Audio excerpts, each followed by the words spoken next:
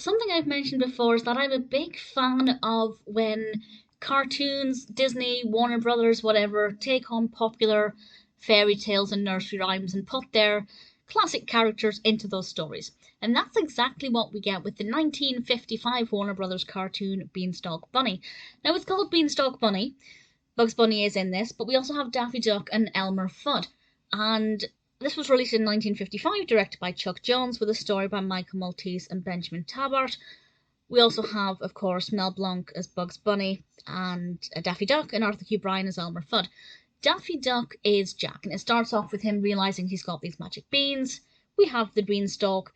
He then climbs up and realizes that there's a rabbit in the story, and Bugs Bunny's like, what on earth's going on? There isn't a rabbit in this story. So Bugs' role is certainly very interesting. And then along comes this giant Elmer Fudd. And he is fee-fi-fo-fumming, threatening to do all kinds of things to Daffy Duck and Bugs Bunny. And then they try and escape him as the giant tries to defeat them. And I really thoroughly enjoyed it. I thought it utilised the giant aspect very effectively.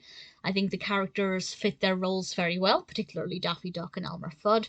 Elmer Fudd, I never feel like the characters will get one over on Elmer Fudd, but when he is giant, I definitely don't feel as strongly about that. Visually, it's great. I love their costumes. I love how adorable Daffy and Bugs looked when they were alongside some of the giant settings. I love the style of the beanstalk.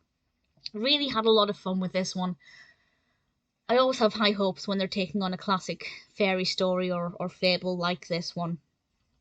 And it's definitely one that I thoroughly enjoyed.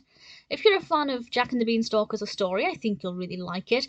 There are things they could have included, things that were not included from the traditional stories that could have made it, I don't know, maybe a bit more well-rounded. But generally speaking, I feel like it had everything going for it.